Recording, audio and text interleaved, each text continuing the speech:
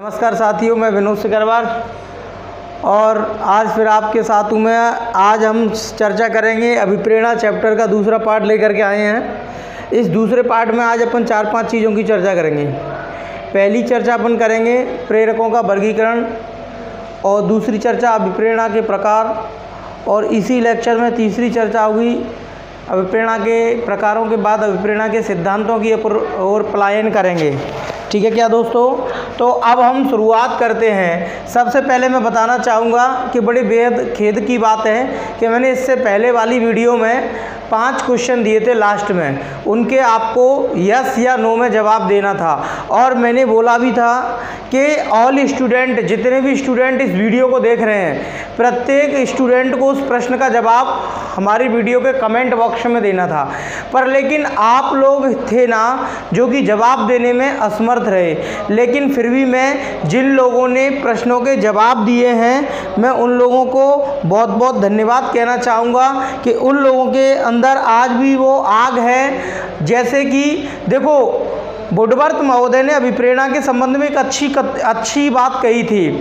Woodworth कहते हैं कि एक राख का ढेर होता है, एक राख का ढेर होता है। यदि उस राख के ढेर में थोड़ी सी भी आग होती है ना, तो वो थोड़ी सी भी आग राख से एक बहुत बड़ी ज्वाला में बदल सकती है, एक बहुत बड़े एरिया में लग सकती है। लेकिन एक राख का ढेर जिसमें बिल्कुल भी आग नहीं है, तो उसमें चाहे जितने भी फूंक मारते रहो, पर लेकिन आग लगने वाली नहीं है। उसी प्रकार जो स्टूडेंट मुझे कमेंट बॉक्स में इन प्रश्नों के जवाब देते हैं, वो स्टूडेंट उस आग के ढेर में उस राख के ढेर में थोड़ी सी आग की तरह हैं, जो कि फूंक देने पर उनके अंदर एक तरीके से मोटिवेशन जाग जाता है। क्योंकि बिना पढ़े सिलेक्शन होगा नहीं और बिना पढ़ाई के कुछ नहीं होने वाला है। तो गाइस जुड़े रहिए हमारे चैनल से। और एक सबसे बड़ी गलती ये मत किया करो, वीडियो को शुरू से लेकर अंत तक देखा करो। आपको बहुत कुछ नया सीखने के लिए मिलेगा, बहुत अच्छा सीखने के लिए मिलेगा। हम गुणवत्ता पर जोर देते हैं, हम क्वालिटी पर जोर देते हैं कि हम अच्छे से अच्छा प्रशिक्षण, अच्छे से अच्छा मार्गदर्शन आप लोगों को दे सकें। अब ज़्यादा ना कहते हुए मैं आप लोगों से कहना चाहूँगा कि जिन लोगों ने मुझे इन 5 प्रश्नों के जवाब दिए थे, मैं उन प्रश्नों के सबसे पहले एनालिसिस करूँगा, फिर मैं टॉपिक की ओर जाऊँगा। तो मैंने 5 प्रश्नों के जवाब दिए थे, उन 5 प्रश्नों जो मैंने 5 प्रश्न दिए थे, आप में से कुछ लोगों ने उन प्रश्नों के जवाब दिए थे। तो अब मैं देखता हूँ कमेंट बॉक्स में किन किन लोगों ने जवाब दिए थे। देखो 5 प्रश्न थे। सबसे पहले मैं बताना चाहूँगा कि वो 5 प्रश्न कौन कौन से थे। तो वो 5 प्रश्न थे। देखो पहला प्रश्न तो ये था, क्या NDI समान होते हैं? पहला प्रश्न था NDI समान होते हैं। दूसरा प्रश्न था, क्या अंतर्नोद आवश्यकता को पैदा करता है? तीसरा प्रश्न था कि एक तरीके से जो आवश्यकता न्यून होने पर चालक न्यून हो जाता है। चौथा प्रश्न था कि यदि बाह्य अभिप्रेरणा एक शुरुआत है तो आंतरिक अभिप्रेरणा एक अंत है।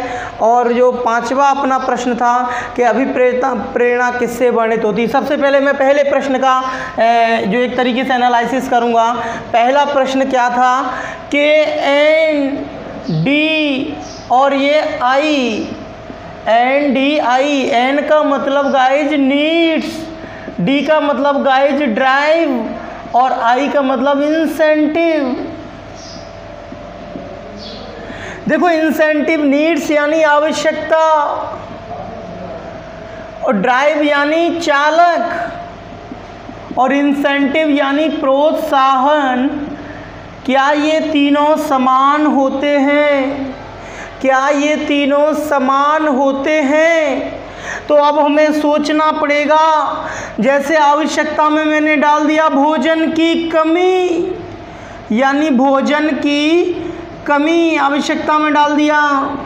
देखिए ये तीनों, देखो भोजन की कमी, अब भोजन की कमी होगी तो भोजन की कमी जितनी ज़्यादा होगी उतना ही प्रबल क्या होगी? भूख। यानी जितनी भोजन की कमी होगी उतना ही ज़्यादा चालक प्रबल होगा, और जितना ज़्यादा चालक प्रबल होगा उतनी जल्दी हम किसको प्राप्त करेंगे?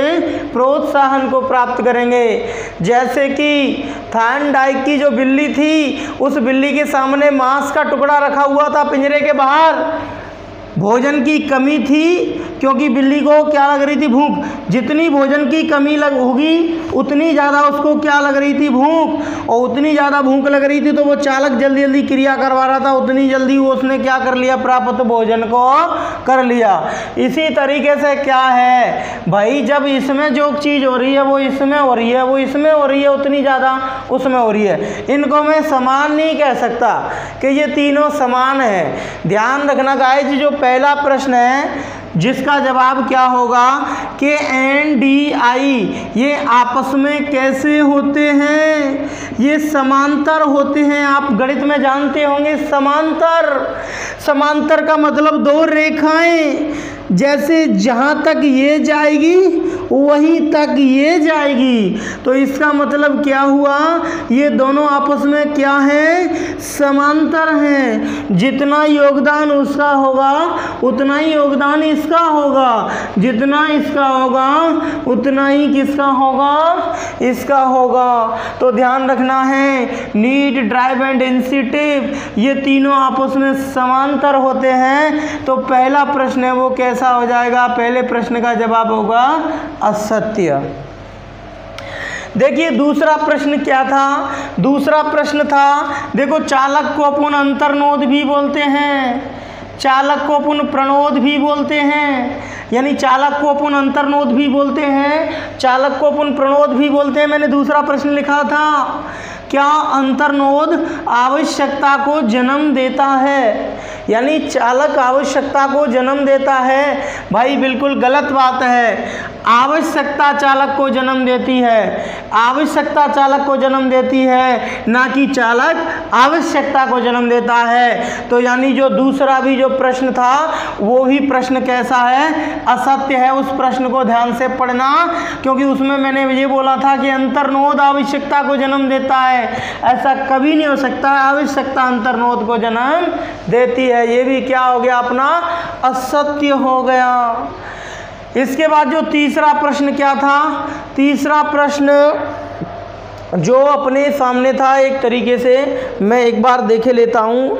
तीसरा प्रश्न मैंने NDI से रिलेटिव ये दिया था कि चालक न्यून होता है, चालक न्यून होता है आवश्यकता की कमी होने पर।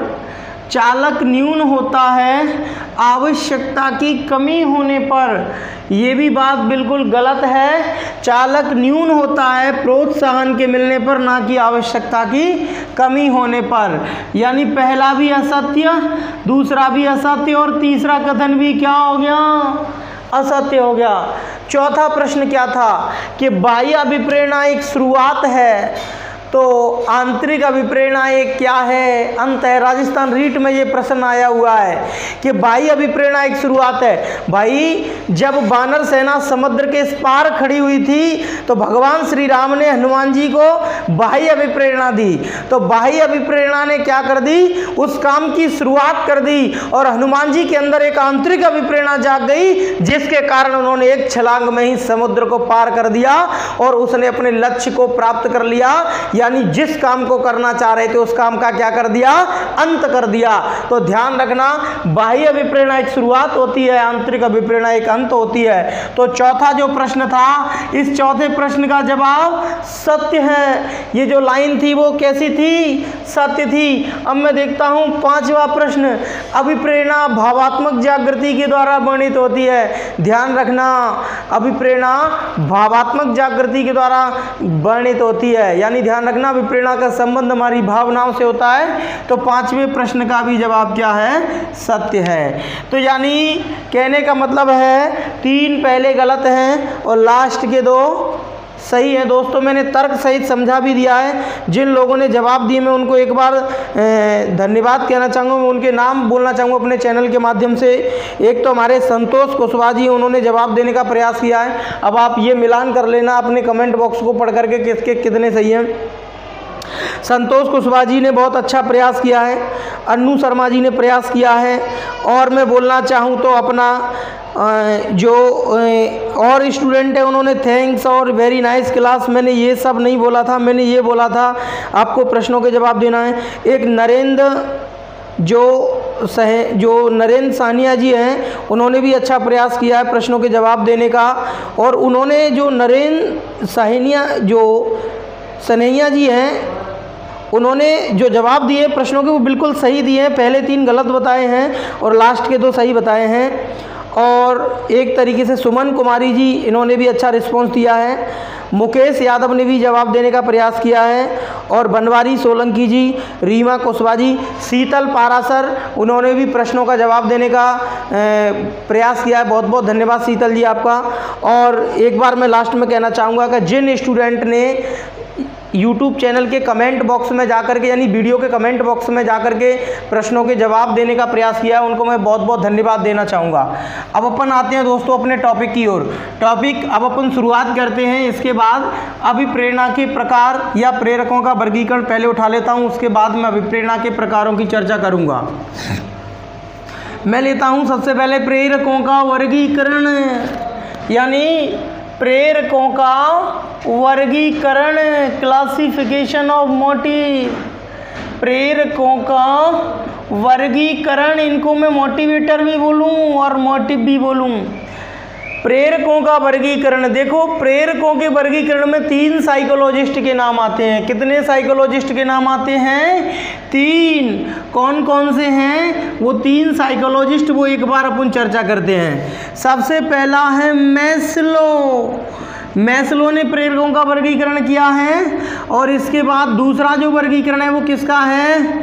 थॉमसन का है, और तीसरा वर्गीकरण वो किसका है? गैरेट का है। यानी 3 वर्गीकरण पढ़ेंगे अपन प्रेरकों के वर्गीकरण के संबंध में, 3 लोगों के वर्गीकरण पढ़ेंगे। देखो मैस्लो ने प्रेरक कितने प्रकार के बताए हैं? 2 प्रकार के। पहला प्रेरक बताया है जन्मजात, और दूसरे प्रेरक बताए हैं अर्जित यानी आर्टिफिशियल। थॉमसन ने भी प्रेरक 2 प्रकार के बताए हैं, एक तो है स्वाभाविक, और दूसरे जो प्रेरक बताए हैं थॉमसन ने वो बताए हैं कृत्रिम। और गैरेट ने भी कितने प्रकार के बताए हैं? गैरेट ने 3 प्रकार के, जैविक बायोलॉजिकल, जैविक दूसरे साइकोलॉजिकल यानी मनोवैज्ञानिक, जैविक मनोवैज्ञानिक, और तीसरे जो प्रेरक बताए हैं गैरेट ने उन प्रेरकों का नाम है सामाजिक। तो प्रेरकों के वर्गीकरण के संबंध में हम 3 मनोवैज्ञानिकों के नाम जानते हैं। इन तीनों का जो वर्गीकरण है बहुत ही ज़्यादा इम्पोर्टेंट है। तो सबसे पहले मैस्लो ने 2 दिए हैं, एक तो है जन्मजात और दूसरा है अर्जित। तो अब हम शुरुआत करते हैं कि जन्मजात प्रेरक कौन से प्रेरक होते हैं। सबसे पहले मैं प्रेरक शब्द की चर्चा कर लूँ कि प्रेरक होते क्या हैं। प्रेरक एक ऐसा बल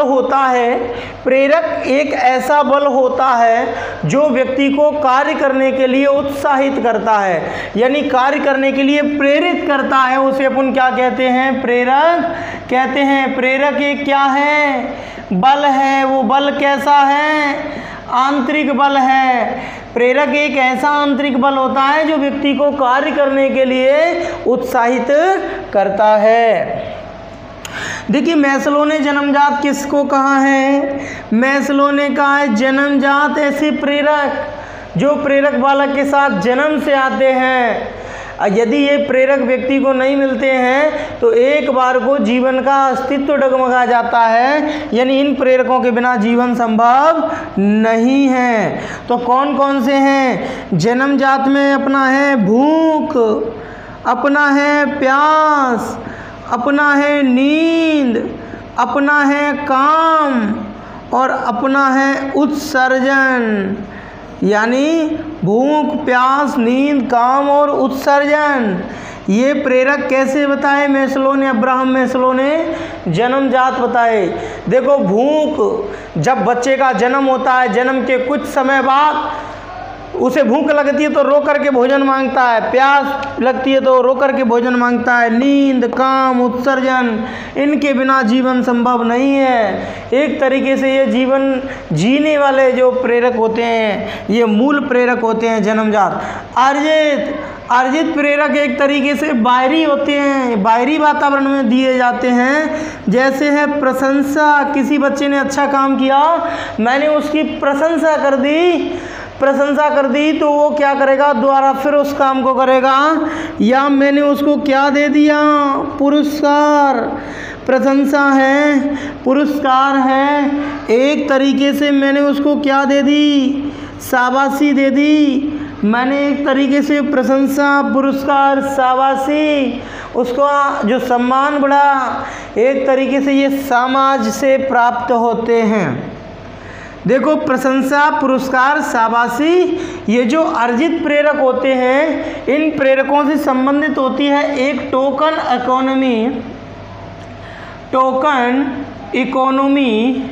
टोकन इकोनॉमी क्या है, ये राजस्थान रीट में प्रश्न पूछा गया था। टोकन इकोनॉमी, देखो टोकन इकोनॉमी किसे कहते हैं। जैसे अपन किसी मॉल में जाते हैं या किसी शॉप पर जाते हैं शॉपिंग करने के लिए, बिग बाज़ार पर जाते हैं, फ्लिपकार्ट से शॉपिंग करते हैं, अमेजोन पर शॉपिंग करते हैं, तो शॉपिंग करने के बाद अपन लोगों को कुछ पॉइंट्स मिलते हैं। वो पॉइंट्स क्या है, हमें अगली शॉपिंग में छूट देते हैं, तो हम जल्दी से क्या करते हैं, अगली शॉपिंग करते हैं। इसी तरीके से ये जो छूट दी जाती है, ये जो पुरस्कार दिए जाते हैं, ये जो एक तरीके से रिवॉर्ड दिए जाते हैं, ये रिवॉर्ड अपने सारा का सारा टोकन इकोनॉमी कहलाता है। एक बच्चे होते हैं, उनको दे दो, यानी काम करने के लिए, काम किया, कुछ खाने के लिए दे दो, शाबाशी दे दो, फिर करेंगे, शाबाशी दे दो। तो ये टोकन इकोनॉमी किससे संबंधित होती है, अर्जित प्रेरकों से संबंधित होती है। टोकन इकोनॉमी रीट में पूछा जा चुका है। थॉमसन ने प्रेरक दो प्रकार के बताए, स्वाभाविक और कृत्रिम। स्वाभाविक में इन्होंने एक तो खेल को जोड़ दिया है, दूसरा इन्होंने किसको जोड़ दिया है, अनुकरण को जोड़ दिया है। बाकी के जो मैस्लो के जन्मजात है का, वे सब थॉमसन के स्वाभाविक हैं, खेल और अनुकरण और जोड़नी हो। कृत्रिम जो मैस्लो के अर्जित हैं, वे थॉमसन ने क्या कह दी है, कृत्रिम, यानी प्रेरक यही है पर लेकिन नाम बदल रहे हैं। गैरेट जो मैस्लो के जन्मजात हैं, वो गैरेट के कैसे हैं, जैविक। जो थॉमसन के कैसे, जो मैस्लो के अर्जित हैं, उनको क्या बोल दिया है, सामाजिक। और जो मनोवैज्ञानिक है, ये थोड़ा अलग से गैरेट ने बता दिया है।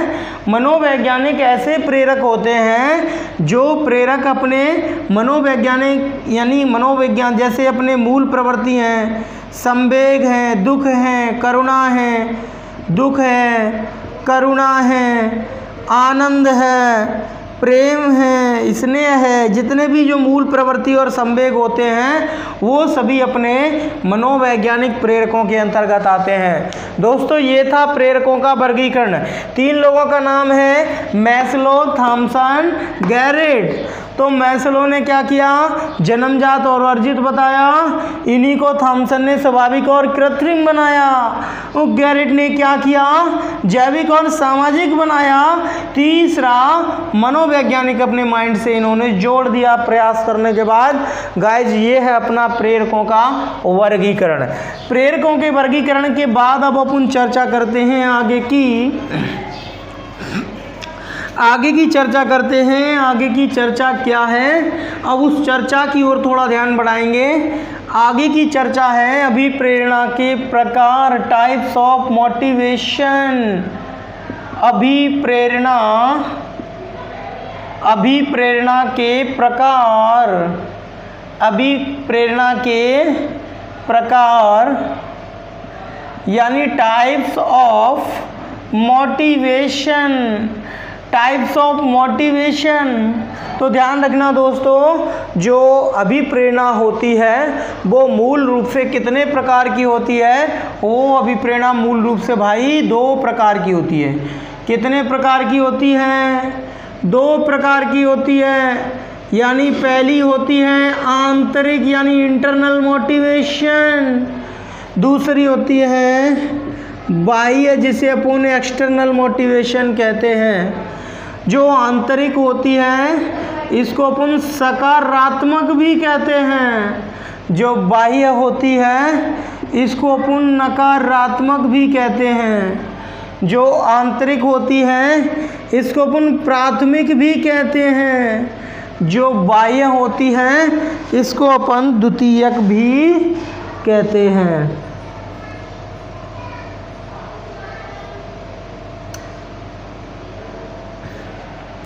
यानी बाह्य होती है इसको अपन क्या बोलते हैं, द्वितीयक भी बोलते हैं।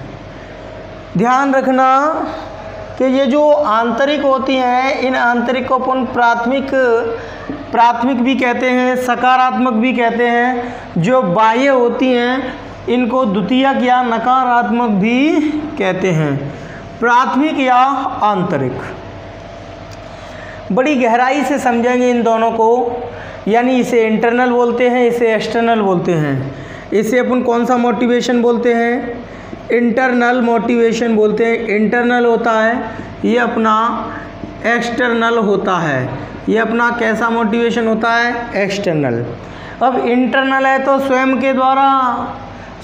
के द्वारा इंटरनल यानी प्राथमिक या आंतरिक या सकारात्मक अभिप्रेरणा किसे कहते हैं, किसको कहा जाता है, जो कैसी हो, स्वयं के द्वारा। किसके द्वारा, स्वयं के द्वारा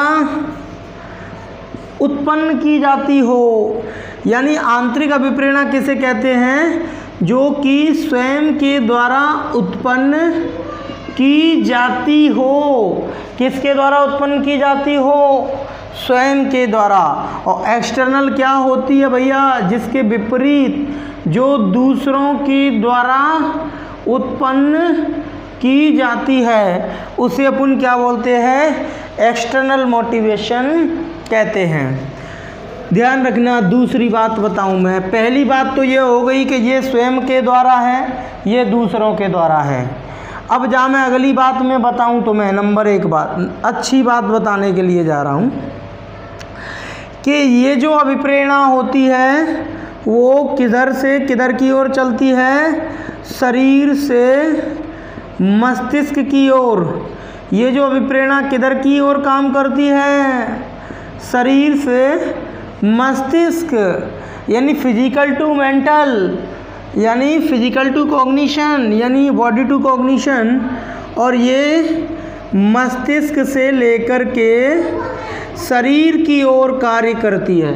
ये मस्तिष्क से लेकर के किधर की ओर कार्य करती है, ये मस्तिष्क से लेकर के शरीर की ओर कार्य करती है, और ये शरीर से लेकर के मस्तिष्क की ओर कार्य करती है। दोस्तों दोबारा फिर बताऊंगा, अभिप्रेरणा के प्रकार, टाइप्स ऑफ मोटिवेशन 2 प्रकार के होते हैं, इंटरनल मोटिवेशन, एक्सटर्नल मोटिवेशन। ये स्वयं के द्वारा पैदा की जाती है, ये दूसरों के द्वारा उत्पन्न की जाती है। ये अभिप्रेरणा शरीर से मस्तिष्क की ओर कार्य करती है, ये मस्तिष्क से शरीर की ओर कार्य करती है। अब मैं उदाहरण के माध्यम से समझाना चाहूँगा। जैसे मैं उदाहरण लिखूँ अपना, तो जैसे भूख है, प्यास है, नींद है, काम है, उत्सर्जन है। और इधर देखना चाहूँ तो मैं जो अर्जित अभिप्रेरणा है इसमें सत्ता उपलब्धि अर्जित अभिप्रेरणा एक तरीके से लक्ष्य प्राप्ति,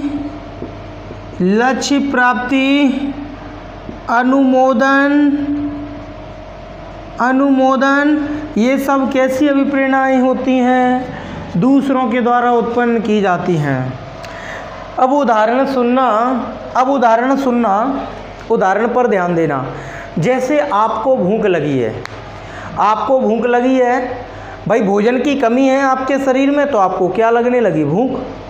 अब भूख लगने लगी, भूख एक चालक है जिसने क्या कर दिया आपके शरीर में, एक तरीके से क्रियाशीलता पैदा कर दी, तो आप लक्ष्य की ओर भागने लगे।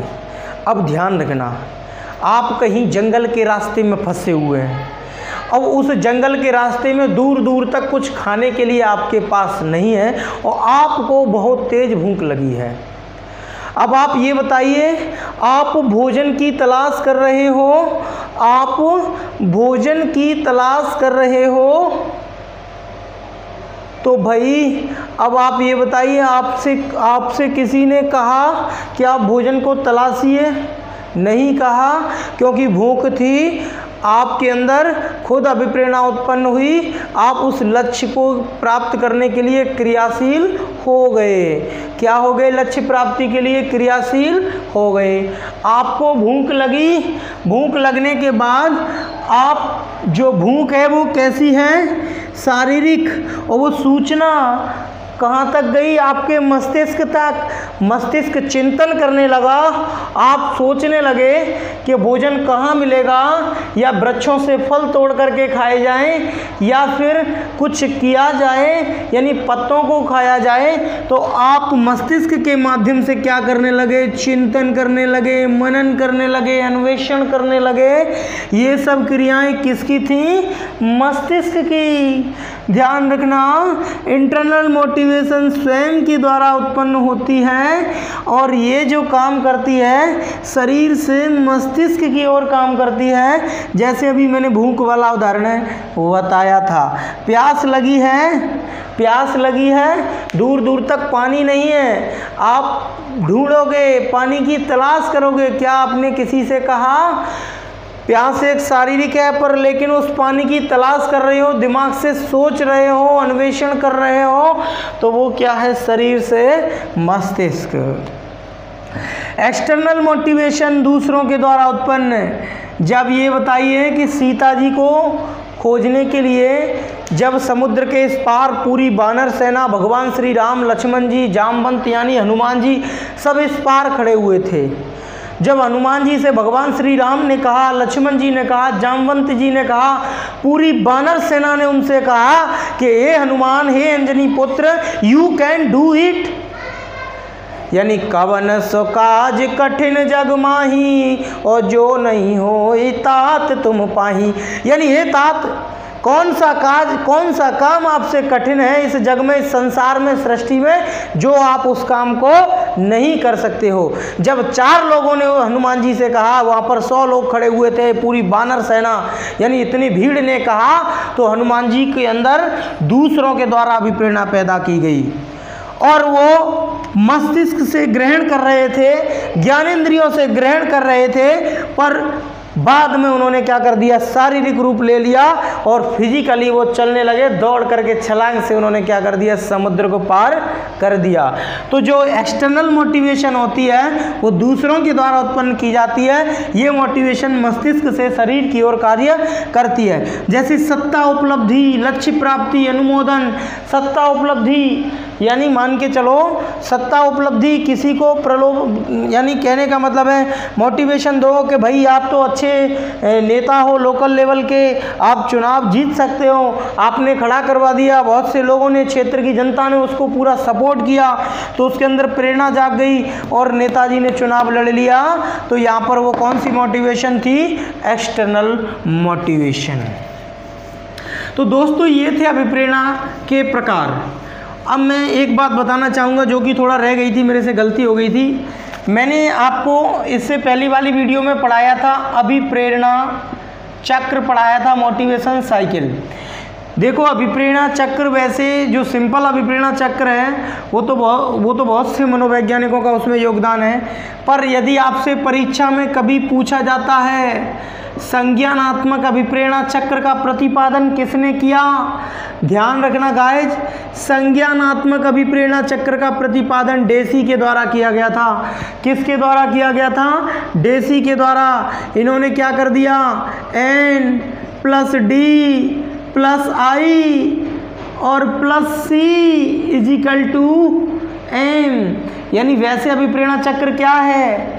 N + D + I = M, पर इन्होंने क्या कर दिया? Needs, drive, incentive and cognitive, यानी इन्होंने चौथा जो अभिप्रेरणा चक्र में पद क्या जोड़ा था? उसका नाम था संज्ञानात्मक। तब एक क्या बनता है, प्रेरक बनता है। यानी संज्ञानात्मक अभिप्रेरणा चक्र किसके द्वारा दिया गया था, डेसी के द्वारा दिया गया था। 3 तो स्टेप पहले से थे, 3 पद पहले से, चौथा कॉग्निटिव डेसी के द्वारा जोड़ दिया गया था। यानी डेसी के द्वारा चौथा कॉग्निटिव जोड़ दिया गया था। ये था अपना संज्ञानात्मक अभिप्रेरणा चक्र डेसी का, याद रखना। इसके बाद अब अपन चर्चा करते हैं ये अपना अभिप्रेरणा के प्रकार। तो अभिप्रेरणा के प्रकारों के बाद अब अपन गाइस अगले वीडियो में लेकर के आएंगे अभिप्रेरणा के सिद्धांत। आज की क्लास को मैं यहीं समाप्त करता हूँ। जब तक के लिए आप सभी लोगों को नमस्कार, बहुत बहुत धन्यवाद। मैं आशा करता हूं कि आप सभी लोग वीडियो को शुरू से लेकर के अंत तक देख रहे होंगे। देखते रहें, हमारे चैनल से जुड़े रहें, अपने दोस्तों को सूचित करें जो इच्छुक हों। हमारी वीडियो को कम से कम लाइक कर दिया करें, यदि अच्छा लगता है तो लाइक करने का कुछ नहीं जाता है। चैनल को सब्सक्राइब करें और अपने मित्रों तक साझा करें, शेयर करें। जब तक के लिए धन्यवाद। अगली वीडियो फिर लेकर के आते हैं।